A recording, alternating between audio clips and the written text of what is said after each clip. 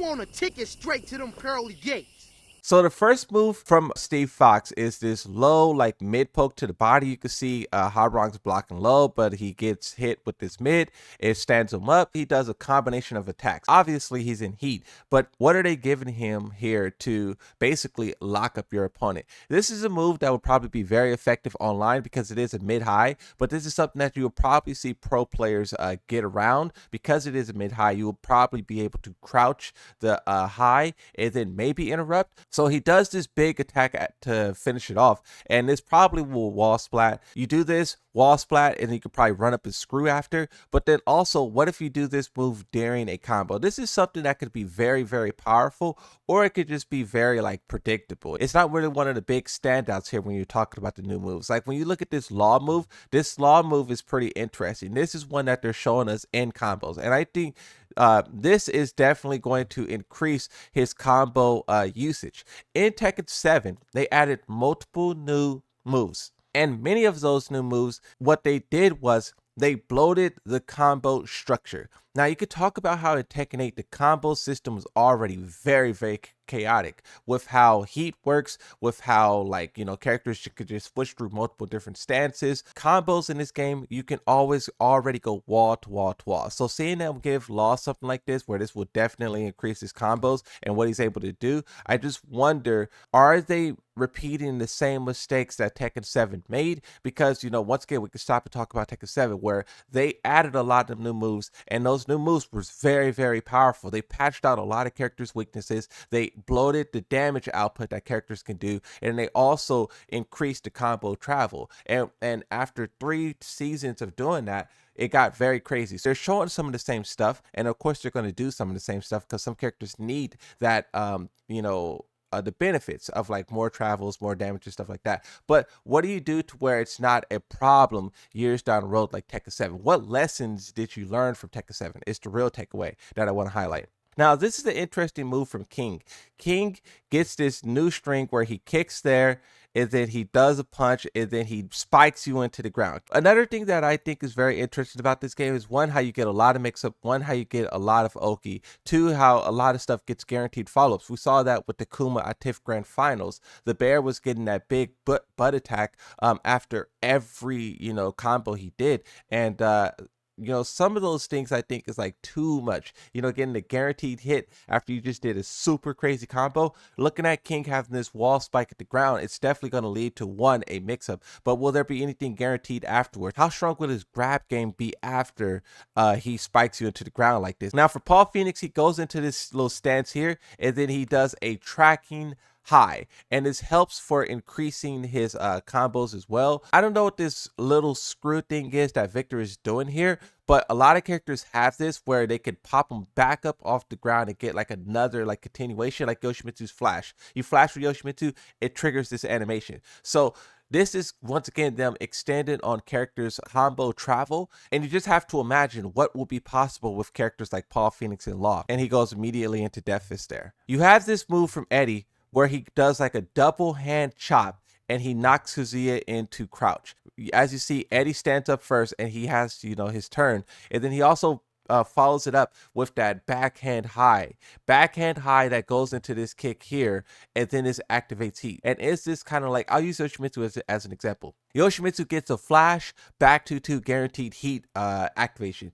Is that what Eddie is doing here, where he's not forced you in the crouch for a mix-up? He's only forced you in the crouch where he get this guaranteed follow-up. That's kind of what they could be doing here as well. We just have to take a couple of guesses on these things because we don't see all the options that's possible. They're showing us one specific thing, but we all know this game is very complicated, and this game could get very complex very fast, and it could turn into, oh, okay, you just do this and activate heat, or it could turn into something much grander. Like when we talk about what's coming next with Azucena.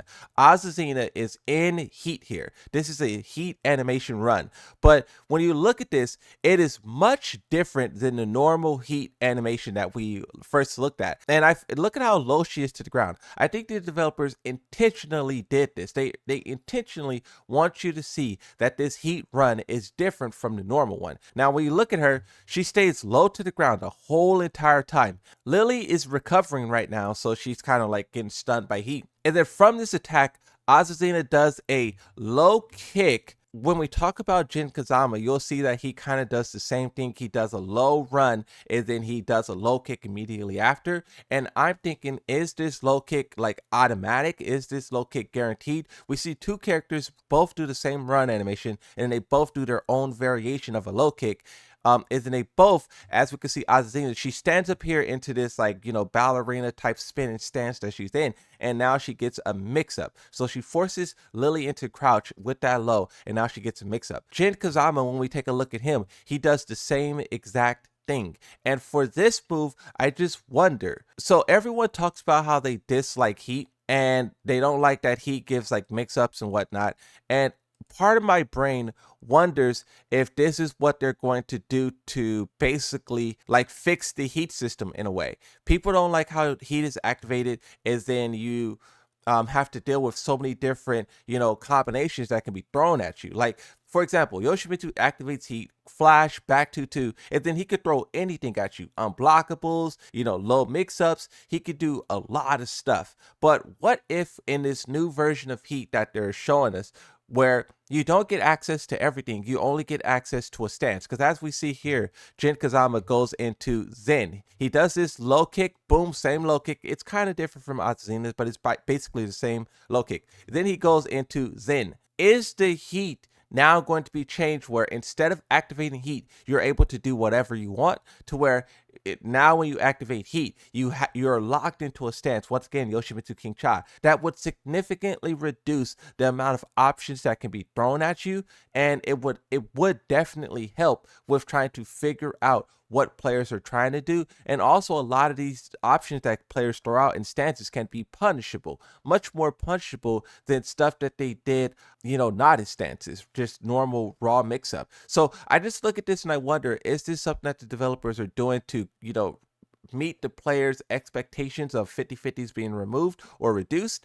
Or is this something else totally different? And it's like basically like you have the old system still intact where you get 50/50s and it's crazy. And then you also have this one that does a low stance and then it's even more chaos. What I will say is, final thing about this, I wonder what happens. So both of these characters go into a stance. I wonder what happens if you don't do your stance attack, you let it pass, and then you try to follow up with something. It might be more risky. The player may have more options to recover, but I just wonder what if they'll do something like that and how will it pan out. We'll definitely get an update on all of this stuff during the Tekken talk, so look forward to that. Something else we can look forward to is what appears to be Feng getting another type of heat smash. When we're watching this trailer live, something that people were saying is like, how many moves do you think everyone will get?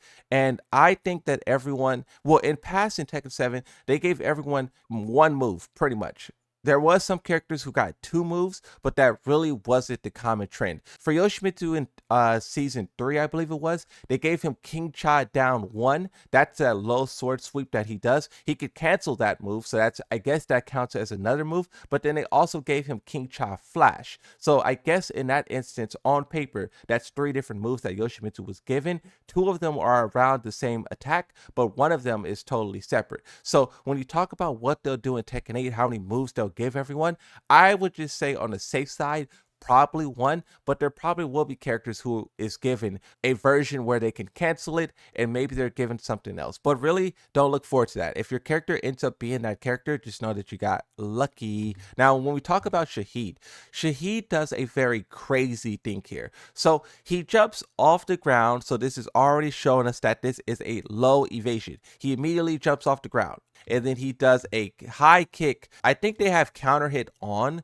Even though Clio doesn't press a button, I think counter hit is on, because if this is not counter hit and he just gets this big impact normally, that's probably going to be a problem. Also, maybe this is the same thing with Eddie, where, because he goes into heat right here, right? So that's heat activation. So maybe this isn't a mix-up and these characters are going into heat. The same way Azucena and Jin are basically doing the same thing, heat run in low into a stance, Eddie and Shaheen are kind of doing the same thing. Big attack, then follow it up with something that goes into heat. I don't know if they already have something like this. Once again, I use Yoshimitsu as an example, where you flash back 2 into heat. It looks like that's kind of what they're getting as well. But also on the flip side, it could be that them going for a mix-up, and that mix-up option that they're choosing in this trailer just so happen to be heat. The reason why I think it's them like going into heat is because we know that that's what the developers want people to do. And also, if you guys watch like my streams and whatnot, I frequently talk about how in Fuji ranks players really don't utilize heat that often. They only use heat